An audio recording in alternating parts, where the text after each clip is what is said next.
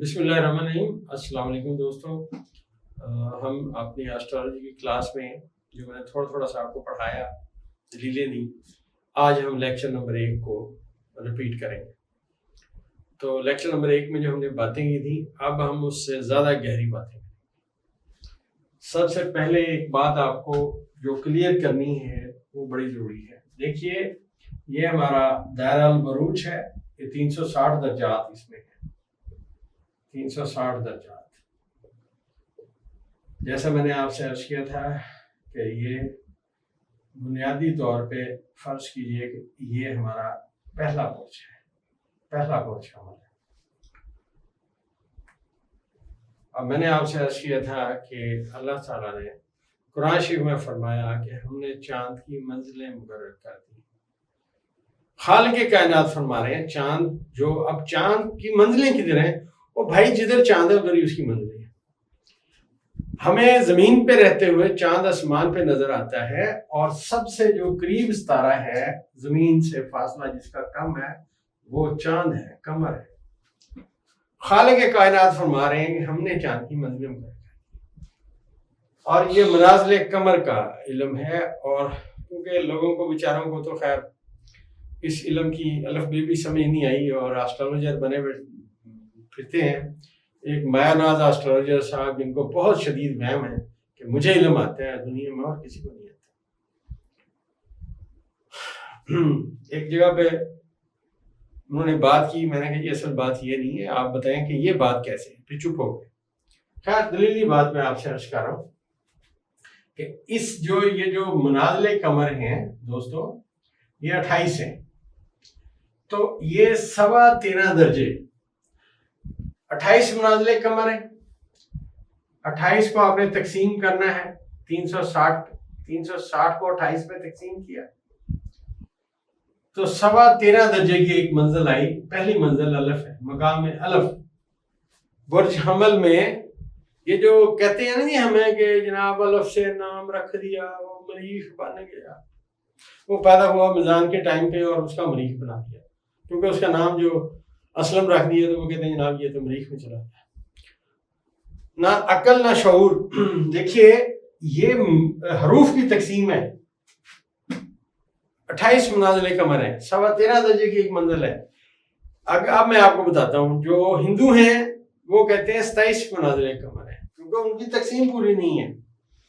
اور دنیا کے عظیم میتھمیٹیشین البیرونی نے 28 منازل قمر کی، جو ایرر باقی بچا اس نے فروری کو 24 گھنٹے دیا 4 سال بعد ایرر اکٹھا کر کے، لہٰذا فروری 29 کا کیا۔ منازل قمر کے اندر تمام ستاروں کی سپیڈ پوری ہوتی ہے۔ عقلی دلیل ہے یہ۔ اگر 27 منازل قمر ہیں تو ان کا جب آپ دیکھیں گے، طلوع برج دیکھیں گے، ستارے نکالیں گے، وہ پیچھے ہوں گے۔ جب سپیڈ کم ہوگی تو کیا ہوگا؟ جس گاڑی کی سپیڈ کم ہے وہ پیچھے رہ جائے گی۔ تو ان کی کیونکہ سپیڈ کم ہے، ایرر آتا گیا، ایرر اکٹھا ہوتا گیا، ستارے پیچھے ہوتے گئے۔ اب ان سے پوچھیں کہ آپ کے ہندی جو یہ تقویم ہے اس میں تو پورے ستارے دیے ہوئے، یورینس دیا ہوا، نیپچون دیا ہوا، پلوٹو دیا ہوا۔ ہاں جی ہیں، ہم ان کو مانتے نہیں ہیں، مطلب ہیں ضرور آسمان پہ ہیں مگر ہم ان کو نہیں مانتے۔ جیسے اللہ کو نہیں مانتے ہندو، ویسے مطلب بڑے سارے بھگوان، کمال کی بات ہے۔ آپ دیکھیے یہ الف ہے، 13.25 درجے، 13.25 درجے جب وہ پورے کریں گے تو آگے جو حرف آئے گا بے، اس سے اگلے جو 13.25 جائے گے اس میں جیم آئے گا۔ اب ہم یہیں پہ رک جاتے ہیں۔ اتنا ہی ہاضمہ اگر آپ کا ہے تو انف کافی ہے۔ الف کا جو حرف ہے اس کو 1 عدد دیا گیا، 1 عدد۔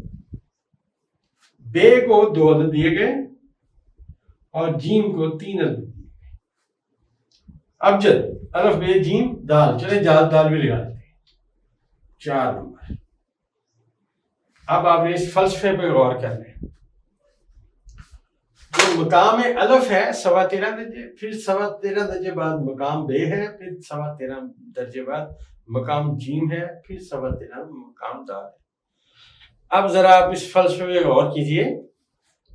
الجبرا کہتے ہیں کہ الف کی قیمت اگر 1 ہے تو اس کا مطلب ہے جو بے ہے یہ 2 الف کے برابر ہے، 2 الف کے برابر بے ہے، اور 1 الف اور 1 بے برابر ہے 1 جیم کے، 1 جیم اور 1 الف برابر ہے 1 دال کے، 2 بے برابر ہے 1 دال کے، 4 الف برابر ہے 1 دال کے۔ یہ فلسفہ ہے اور یہ علمی عددی کیلکولیشن ہے۔ اللہ تبارک و تعالیٰ نے فرمایا قرآن شریف میں کہ اگر تم سمجھتے ہو یہ شاعرانہ کلام ہے تو بناؤ اس جیسی ایک آیت، بناؤ اس جیسی ایک آیت۔ پھر آگے کہا تم نہیں بنا سکتے۔ پورا قرآن شریف 28 حروف سے لکھا گیا ہے اور 28 ہی منازل قمر ہے۔ میں یہیں تک رہوں گا، میں آپ کو علم جفر نہیں پڑھا سکتا، وہ بہت طویل و عریض علم ہے، میں خود اس علم کا طالب علم ہوں، لیکن جو اساتذہ نے سکھایا اس سے بڑا فائدہ ہوتا ہے۔ اب یہ فلسفہ ہے، یہ سارے 28 ہم دن بدن پڑھیں گے۔ اور ایک بات اور یاد رکھیے کہ سب سے جو قریبی ستارہ چاند ہے اس کو اس 360 درجات میں وہ جلدی سفر طے کرے گا۔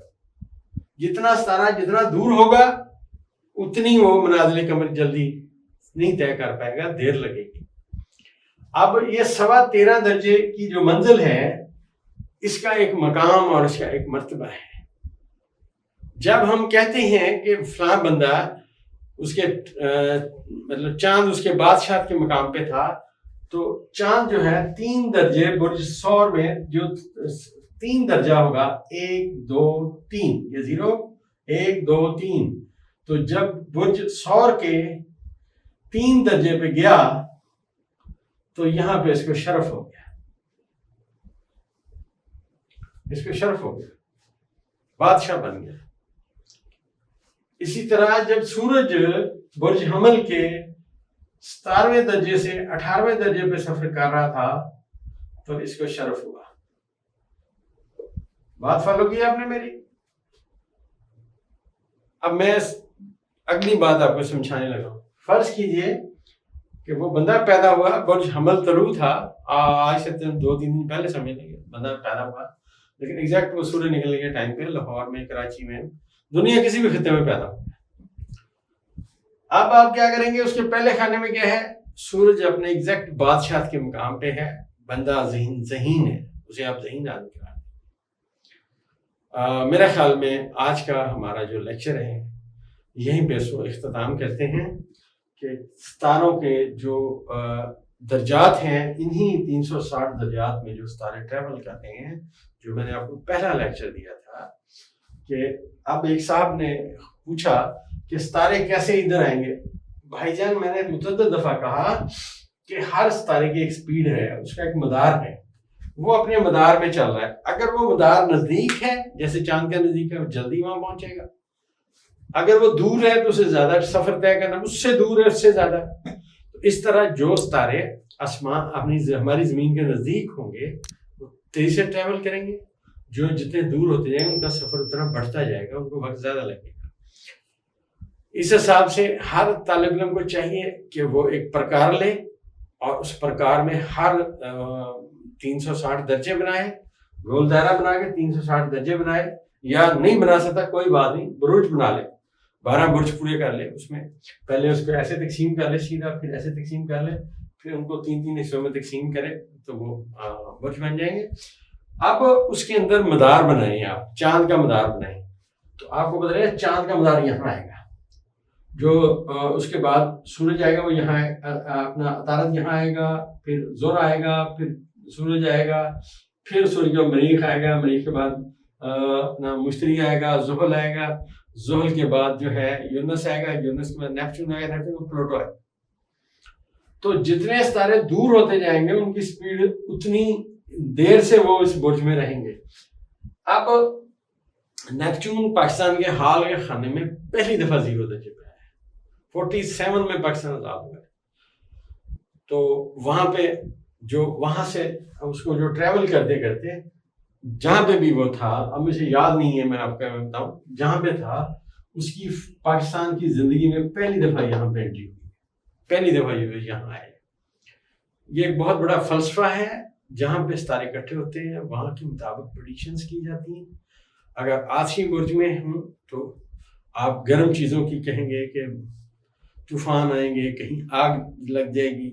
آبی برج میں ہیں تو آپ کہیں گے کہ اب جو ہے اپنا سمندری طوفان آئیں گے، بارشیں آئیں گی، اور اس کے بعد اگر بادی برج میں ہیں تو آپ کے آندھیاں آئیں گی، طوفان آئیں گے. تو اس طرح دوستوں علم کو پڑھتے رہیں، سمجھتے رہیں اور آگے سے آگے چلیں. یہ ہمارا پہلا لیکچر ہے.